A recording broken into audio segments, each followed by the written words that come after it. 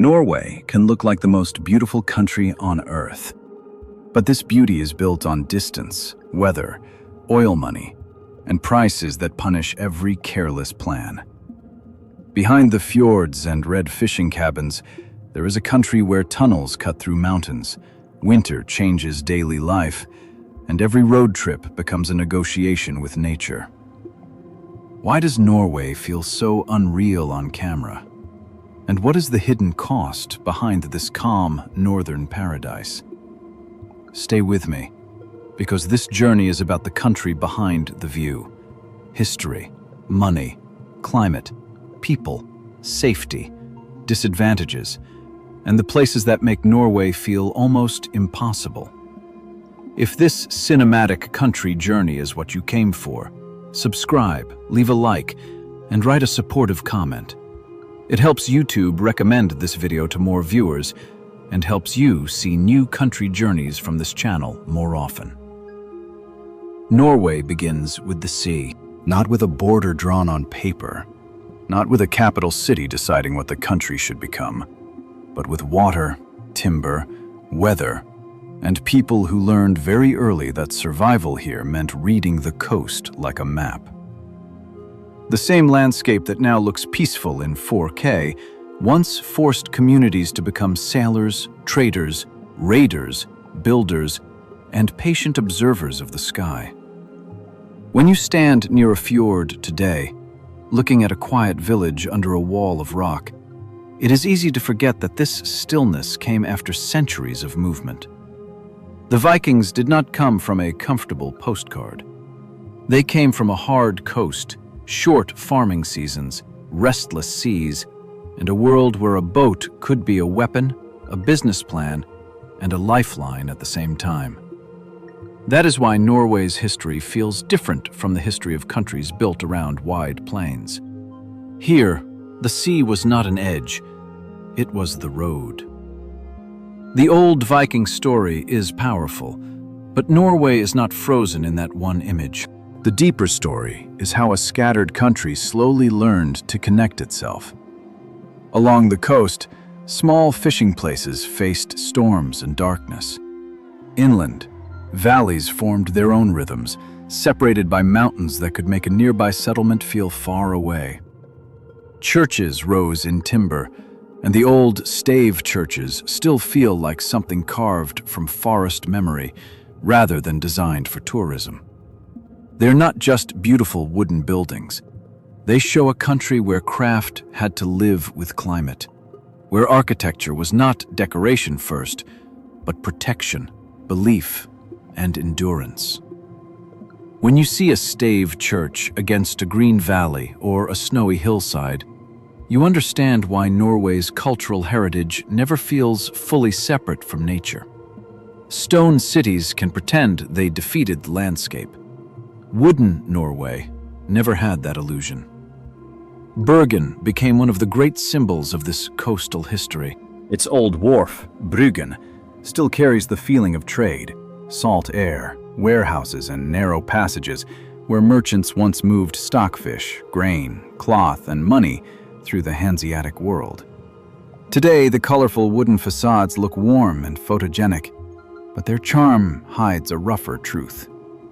Bergen was important because Norway had to sell what the land and sea gave it: fish, timber, shipping routes, human persistence. This was not the economy of easy abundance. It was a country learning to survive by exporting pieces of its environment to the rest of Europe. Even now, when visitors walk those wooden alleys with coffee in hand, the old logic is still there. Norway's beauty was never passive.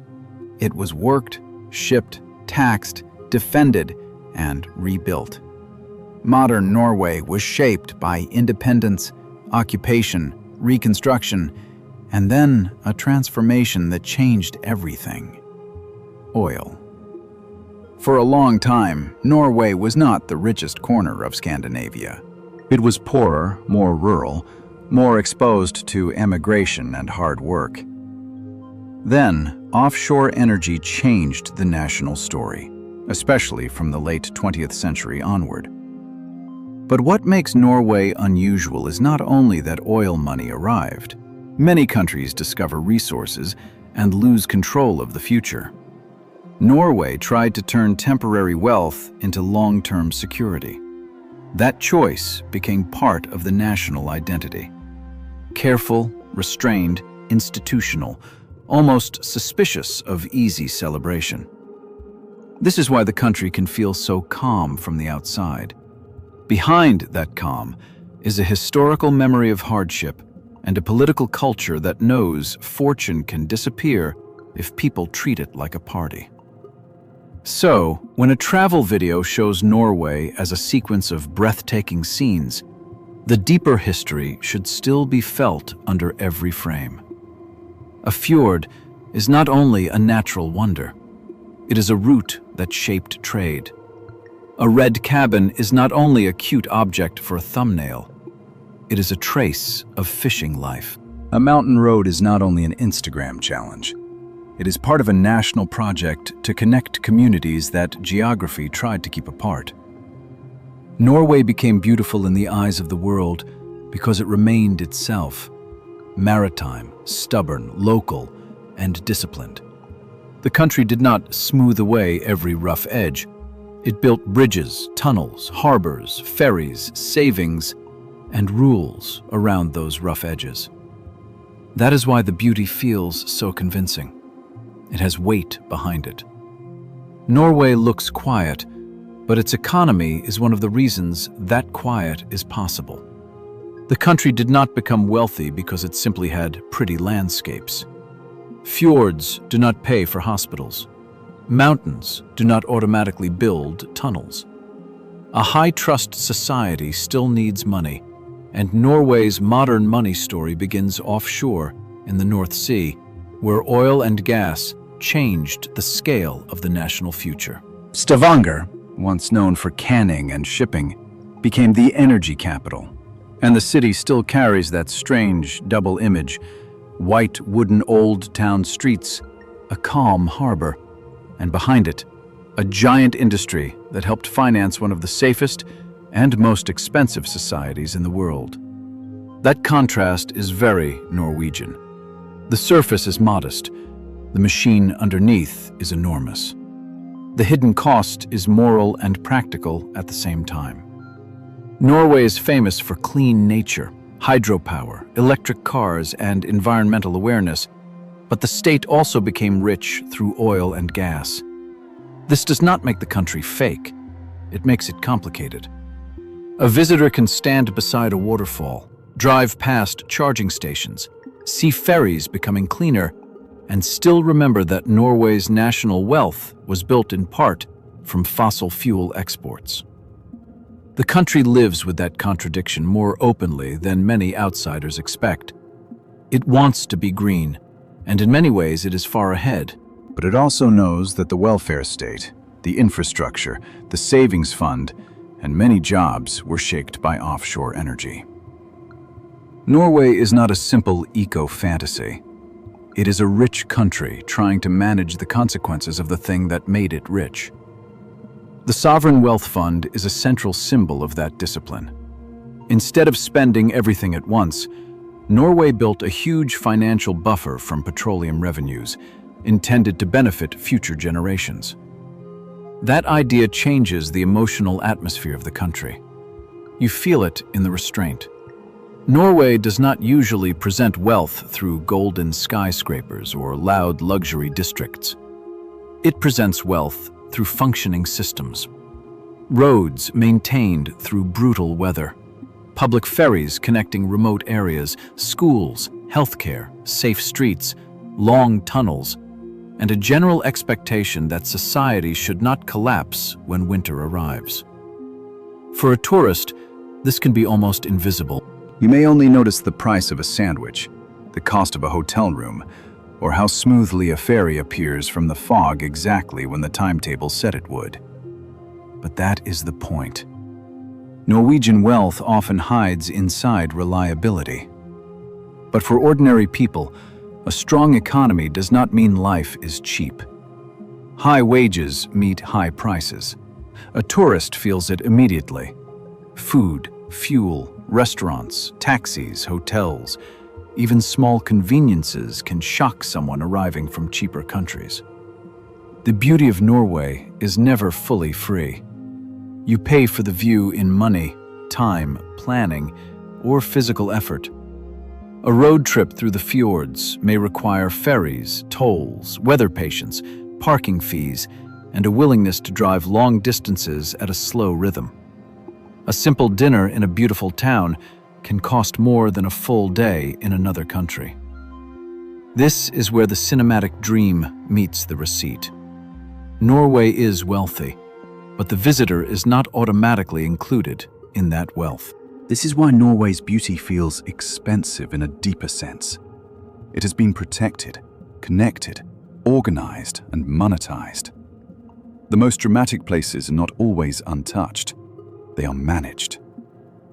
The train to Flåm, the platforms above Geiranger, the ferries through the fjords, the tunnels through mountains, the visitor centers, the hiking routes, the avalanche warnings. All of this turns wild landscape into something a traveler can experience without being swallowed by it. That is the Norwegian bargain. Nature remains stronger than you, but society builds just enough structure to let you get close, and then it charges accordingly. Norway's weather is not background. It is a character in the story, and sometimes it behaves like the main character. The same country can show you a soft coastal morning, a wall of rain in Bergen, blue fjord water under clear sun, snow on a high pass, a dark Arctic afternoon, and a golden midnight sun that makes time feel broken. People who only know Norway from bright cinematic footage often miss this. The camera waits for the perfect light, but the traveler has to live through the hours before it arrives. Norway rewards patience, and nowhere is that more obvious than in the weather. The coast is softened by the North Atlantic, which is why places far north can be less brutally cold than people imagine. But soft does not mean easy. Bergen is famous for rain because the mountains catch moisture coming in from the sea. A day there can feel like the sky has lowered itself onto the roofs. Wet cobblestones, dark wooden walls, umbrellas moving along Bergen, mist hiding the upper slopes of Mount Flåm. This is not bad weather in a simple sense. It is part of the city's identity. Without rain, Bergen would lose some of its mood. But if you travel there expecting endless blue skies, the city will teach you quickly that Norway does not perform on demand. In the fjords, weather changes the entire meaning of a place. Geiranger Fjord under sun can look almost unreal, with steep green walls, waterfalls, and cruise ships appearing tiny on the water. Under low cloud, the same fjord becomes heavier, more mysterious, almost intimidating. Nera Fjord can feel like a narrow passage into another world, especially when the water is dark and the mountains vanish halfway up. Ålesund Fjord, from Stegerstein viewpoint, can open like a wide blue dream, then close again under fog. This is why Norway works so well in cinematic travel. It is not only pretty, it transforms. The same viewpoint can become soft, dangerous, sacred, or lonely, depending on the hour. Winter reverses the spell. Northern Norway can enter long darkness, blue hours, snow, wind, and the search for aurora. The northern lights are not a guaranteed show, and that uncertainty matters. Travelers sometimes imagine they can book a night and demand green lights from the sky. Norway does not work like that. You need dark skies, clear weather, solar activity, and luck. Tromsø and the Arctic North are powerful because they offer a strong chance, especially in the right season. But the real experience includes waiting, standing in cold air, watching clouds, driving away from city lights, hoping the sky opens. The moment the aurora appears feels bigger, because it cannot be ordered. For a cinematic journey, this is crucial. Norway is not beautiful because the weather is always perfect. It is beautiful because the weather gives the landscape tension. A bright sunbeam hitting a fjord after rain feels earned. A red cabin under storm clouds looks stronger than a polished resort. A train climbing through the Flåm valley becomes more dramatic when waterfalls are swollen and the mountains look alive. A road along the Arctic coast feels more emotional when the sky is low and the sea looks cold enough to silence conversation. In Norway, weather is not something to avoid completely. It is the force that turns scenery into story. Norway has a small population for such a visually enormous country, and that fact changes everything. The viewer may see endless landscapes and imagine emptiness, but the real feeling is more subtle. Norway is not empty, it is spread out. People live along fjords, on islands, in valleys, in compact cities, in coastal towns, and in small communities where the road, ferry, or tunnel is not a convenience, but a lifeline. This creates a country where space feels abundant, yet connection has to be built deliberately. Oslo is the largest urban center and the place where Norway feels most visibly modern.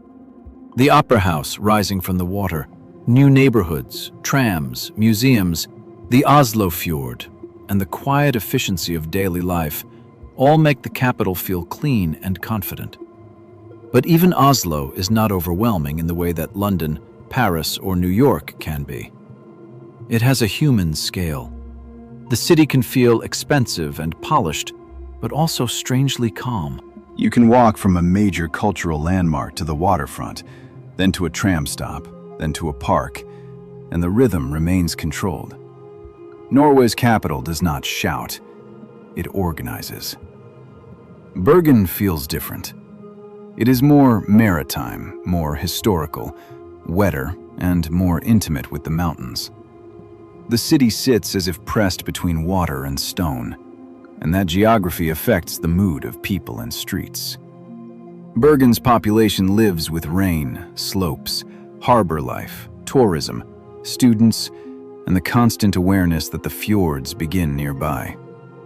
A city like this does not feel interchangeable with other European towns. The wooden wharf, the funicular, the seafood market atmosphere, the narrow passages, the houses climbing the hills. All of it creates a sense of a place that has grown around constraint rather than against it. The northern communities make this even more vivid. Lofoten's villages, like Geiranger and Henningsvær, look almost too beautiful to be real, with red cabins, mountain walls, and sea light. But these are not just decorative places. They are communities, shaped by fishing, tourism, winter storms, rising attention from visitors, and the difficulty of balancing local life with global desire. Vesterålen, quieter than Lofoten in the popular imagination, carries a similar tension. Whales, fishing harbors, artists, remote roads, and people living where many visitors only pass through for a few breathtaking images. Understanding Norway's population means understanding restraint. It is a country where people are few compared with the land, where public trust is high, where local identity matters, and where beauty is never simply empty space waiting for tourists. The human scale is what makes the landscape feel even larger. A red cabin under a mountain, a small ferry crossing a cold fjord, a child walking to school in winter darkness, a tram sliding through Oslo in blue morning light. These scenes show the real Norway better than any single drone shot. The country is immense, but the life inside it is precise. Moving to Norway is one of those dreams that sounds simple only before you examine it. From the outside, the country looks like a solution. Clean air, safe streets, high salaries, strong institutions, beautiful nature, and a social system that seems designed to reduce panic. For someone tired of noise, corruption, weak infrastructure, or unsafe cities, Norway can appear almost like the final answer. But moving here is not the same as watching a cinematic journey through fjords. The moment the dream becomes daily life, the country starts asking for discipline. The first issue is money. High salaries exist, but so do high costs. Rent in desirable cities can be heavy. Food prices can feel brutal. Services are expensive because labor is expensive. Eating out regularly can drain a budget quickly. A person who arrives with a romantic image of cabins and northern lights may discover that the real first question is not where to hike, but how to pay deposit, buy winter clothing, handle transport, and survive the first months before income becomes stable. Norway does not reward vague plans. It rewards preparation. Work is another filter. English can help in some industries, especially technology, research, energy, tourism, and international companies. But Norwegian language matters deeply for integration and many jobs. The country can seem open and global in Oslo or Stavanger, yet daily society still runs through Norwegian norms, Norwegian documents, Norwegian workplace culture, and Norwegian expectations. Learning the language is not just about grammar. It is about showing that you are not trying to live permanently as a guest inside someone else's system. Housing also carries its own reality. The beautiful idea of living near mountains or water can collide with limited availability, long commutes, winter conditions, and the simple fact that the most scenic places are not always the easiest places to build a career. Remote Norway is visually powerful, but it can be socially and professionally narrow. A fishing village in Lofoten may look like paradise for 1 week. Living there through dark months, supply limits, tourist seasons, and local rhythms is a different story. The beauty that heals one person can isolate another. If you are watching from another country and imagining life here, this is the moment I want you to join the map of viewers. Subscribe, leave a like, and write in the comments which city you are watching from. It is always fascinating to see how far this journey travels. From people dreaming about Norway in huge capitals, small towns, hot climates, cold winters, and places completely different from the fjords on screen. Moving to Norway is not impossible, and for the right person it can be life-changing. But the right person is not simply someone who loves mountains. It is someone who can handle quiet, cost, weather, rules, and gradual belonging. The country gives a lot, but it does not entertain you constantly. It offers safety, space, and depth, then waits to see whether you can build a life without needing everything to be loud. That is the difference between visiting Norway and belonging to Norway. Visiting is a series of views. Belonging is learning the rhythm between them. The first disadvantage of Norway is obvious the moment you start spending money. The country is expensive. Not slightly expensive. Not only expensive in luxury zones, but structurally expensive in the ordinary details of travel and life. A small meal, a short taxi ride, a basic hotel, a cup of coffee in a beautiful town, parking near a famous trail, groceries for a cabin dinner. Each one can remind you that Norway's high living standards have a price tag attached. For a visitor, this can create a strange emotional split. Your eyes are in paradise, while your bank card is in survival mode. The second disadvantage is distance. On a map, Norway can trick you. Places may look close until you remember that the country is carved by fjords, mountains, islands, tunnels, ferries, and roads that often follow the land rather than conquering it. A route from Bergen to Flåm, from Geiranger to Ålesund, from Lofoten to Tromsø, or from Stavanger to Lofoten can be spectacular, but not always fast. The journey is part of the experience, but it can also exhaust travelers who try to collect too many famous places in too little time. Norway punishes greedy itineraries. If you rush, the country becomes a blur of roads, fuel stops, ferry queues, and missed light. The third disadvantage is weather uncertainty. You can plan a perfect hike to Pulpit Rock, a dream viewpoint above Reyna, a fjord cruise, a northern lights chase, or a scenic drive, and the weather can still decide that today belongs to fog, rain, wind, or low cloud. This does not ruin Norway if you accept the country on its own terms, but it can ruin a trip built around one exact image. Many travelers arrive carrying screenshots from social media. Norway answers with real atmosphere, which is often more beautiful, but less obedient. Darkness is another cost, especially for anyone considering life here rather than a short visit. In winter, the lack of light can weigh on mood. In the north, polar night is not just a concept, it is a daily environment. Even in southern cities, winter days can feel short, gray, and psychologically heavy. Some people adapt and even love the blue light, candles, snow, and slower rhythm. Others struggle. The same country that feels magical under the midnight sun can feel emotionally demanding in long darkness. Norway's beauty has seasons, and not every season is friendly to every mind. The honest verdict is this: Norway is not overrated, but it is often oversimplified. It is not a country where everything is comfortable just because everything is beautiful. It is a country of high prices, long distances, quiet people, dark seasons, and powerful weather. If you accept those conditions, the reward can be immense. If you ignore them, the same beauty can become frustration. Norway does not need to be perfect to be extraordinary. In fact, the imperfections are part of why it feels real.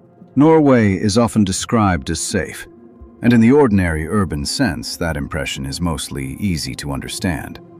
Streets feel calm, public transport feels orderly. People leave more personal space than in many countries. The atmosphere in Oslo, Bergen, Trondheim, Stavanger, and smaller towns is generally not built around fear. For many visitors, especially those coming from places where daily life demands constant alertness, this can feel almost strange. You walk, you wait for a tram, you sit near the harbor, you pass families, students, cyclists, and older people moving through the city without theatrical tension. Safety becomes part of the scenery. But Norway's real safety story has a twist. The main danger is often not other people. It is nature, distance, weather, and overconfidence. This is why the country can be both safe and dangerous at the same time. A city center may feel extremely controlled, but a cliff edge above a fjord is not controlled in the same way. A remote road in bad weather is not controlled like a metro station. A cold sea does not care that the crime rate feels low. A mountain path does not become easy because thousands of people liked the viewpoint online. For travelers, this distinction matters. Prekestolen looks broad and iconic, but it still sits above a massive drop. Geiranger may look like the ultimate photo spot, but the image hides the reality of height, nerves, wind, and personal judgment. Bergen in Lofoten offers one of the most recognizable views in Norway, but the hike is still physical, exposed in parts, and dependent on conditions. Trollstigen is an engineering marvel, but the road exists in a landscape where weather and rockfall are not abstract ideas. Norway gives access to drama, and access can create the illusion of safety. That illusion is the problem. Winter adds another layer. Snow makes the country magical, but it also changes movement. Roads can close. Mountain passes can become difficult. Avalanche risk matters in backcountry areas. Darkness reduces visibility. Ice turns ordinary steps into small decisions. For people who grew up with mild winters, Norway can make basic travel feel unfamiliar. This does not mean visitors should be afraid. It means they should be respectful. Check conditions. Listen to local advice. Dress properly. Do not treat a remote scenic route like a city attraction. That is one reason Norway feels so powerful. It lets you come close to places that still feel larger than human comfort. You can stand beside a waterfall, cross a fjord, ride a train through steep valleys, walk on the roof of an opera house, drive through a tunnel under a mountain, and reach Arctic villages that once would have felt impossibly remote. The country opens doors into wildness. Safety is what allows the door to open. Respect is what keeps you from walking through it carelessly. The easiest way to enter Norway is usually by air, but the best way to understand Norway is rarely by air alone. Oslo is the main international gateway, and for many travelers, it makes sense to begin there. The capital gives you the first controlled impression of the country: efficient airport connections, clean design, the Oslo Fjord, the Opera House, museums, neighborhoods by the water, and a sense that Norway is modern without needing to be loud. If your journey is short, Oslo can be the beginning and the end. If your journey is cinematic, Oslo should be the door, not the whole room. Bergen is the classic gateway to the fjords. Flying directly there, or taking the train from Oslo, can change the entire tone of the trip. The Oslo to Bergen railway is not just transport. It is a slow transition from city to plateau, from forest to mountain, from ordinary travel to something more elemental. From Bergen, the fjord routes open. Flåm, Fjord, Outland, Hardanger, Sognefjord connections. Boat trips, rail journeys, viewpoints, and roads that force you to stop pretending Norway is a simple country to cross. Bergen works beautifully as a base because it gives you both urban atmosphere and immediate access to landscape. Flåm is one of the most famous travel nodes because the railway compresses Norway's drama into a short, intense experience. The train climbs from fjord level into steep mountain scenery, passing waterfalls, tunnels, and valleys that feel engineered and wild at once. It is popular for a reason, but popularity means planning. If you want the journey to feel cinematic rather than crowded, timing matters. Early starts, shoulder seasons, overnight stays, and patience can change the emotional quality of the place. Geiranger Fjord and the surrounding region require a different rhythm. This is not a place you should treat as a quick checklist. The fjord, the Seven Sisters waterfall, high viewpoints, old farms, hairpin roads, and the feeling of small ships under giant cliffs all need time. Geiranger can be busy, especially when cruise traffic arrives, but the landscape remains astonishing because its scale overpowers the crowd if you give yourself room to move. The best strategy is not to chase every attraction. It is to build a route where the road itself becomes part of the film. Lofoten and Vesterålen are best approached with realism. You can fly into airports in the north, combine flights with ferries and rental cars, or enter through Bodø and continue by sea or air. But however you arrive, the key is to give the islands time. Lofoten is not just one viewpoint. It is a chain of fishing villages, beaches, mountain roads, bridges, cabins, weather shifts, and light. Plena, Hamnøy, Henningsvær, Nusfjord, and the roads between them can feel like a dream. But driving too fast through that dream is the easiest way to miss it. Vesterålen offers a quieter Arctic experience with whale watching, coastal routes, bird colonies, and a little more breathing space. For Northern Lights, Tromsø is one of the strongest practical bases because it combines Arctic access with city services. You can fly there, stay comfortably, join guided aurora chases, visit surrounding islands, and still have museums, restaurants, and urban life if the weather blocks the sky. But the Northern Lights require the right expectation. Plan several nights, not one. Expect clouds. Expect cold. Expect waiting. The aurora is not a showtime attraction. It is a natural event, and the uncertainty is part of what makes it unforgettable. A good Norway itinerary should avoid greed.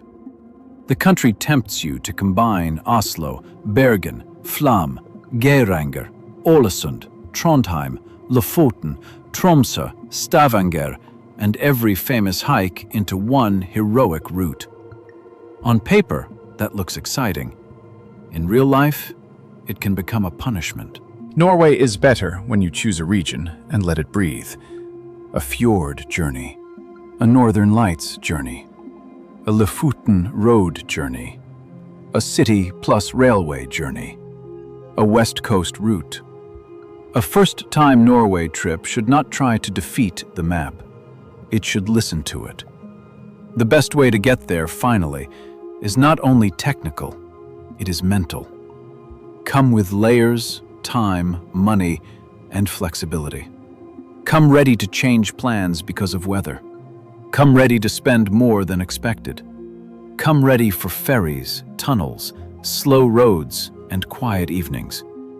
Come ready to discover that the most beautiful moment may not be the famous viewpoint, but a small pause beside a cold fjord when the clouds lift for 5 minutes and the whole landscape seems to breathe. So, is Norway the most beautiful country in the world? The honest answer is that beauty cannot be measured that simply. There are countries with warmer seas, older cities, bigger mountains, cheaper food, easier roads, brighter social life, and more predictable weather. But Norway has something rare, a landscape that feels cinematic without needing to be invented. The fjords look impossible, yet they are real. The fishing villages look staged, yet people live there. The Arctic light looks edited, yet it happens naturally. The country feels like a film because nature has already done what most films try to fake. But the deeper answer is that Norway is not only beautiful, it is demanding. That is what makes it stay in the mind. A simple postcard can be forgotten. A place that makes you work for the view becomes part of your memory. You remember the rain in Bergen before the sky opened. You remember the ferry crossing when the water was dark and the mountains were half hidden. You remember the cost of a basic meal because it shocked you. You remember the cold air while waiting for Northern Lights. You remember the silence of a road in Lofoten and the feeling that the world had become larger than your plans. Norway's beauty is built on contrast. It is wealthy but not flashy, safe but not soft, remote but connected, modern but still shaped by old wooden churches, fishing routes, and mountain farms, quiet but emotionally huge. The country does not beg for attention in the way some destinations do. It simply stands there with cliffs, water, snow, tunnels, harbors, and light, letting you decide whether you are willing to slow down enough to understand it. For travelers, the best version of Norway is not the fastest or the most crowded. It is the version where you stop treating the country like a list. Bergen is not just the gateway to the fjords. It is a wet, living, historic city. Flåm is not just a train ride. It is a lesson in how engineering meets impossible terrain. Geiranger is not just a famous fjord. It is scale, water, old farms, and the strange feeling of being small in a beautiful world. Ålesund is not just pretty architecture. It is a city rebuilt from disaster into elegance. Lofoten is not just red cabins. It is a working coast under supernatural light. Oslo is not just the capital. It is Norway learning to be urban without cutting itself away from the water. That is the final verdict of this journey. Norway may be one of the most beautiful countries in the world, but it is not beautiful in an easy way. It is beautiful like a cold sea is beautiful, like a mountain road is beautiful, like a wooden church surviving centuries is beautiful, like a small village under a giant sky is beautiful. The beauty is clean, but not simple. Calm, but not empty. Expensive, but not fake. If you come only for the picture, Norway will give you the picture. If you come with patience, it may give you something much stronger. The feeling that the earth is still bigger, older, colder, and more astonishing than the life you came from.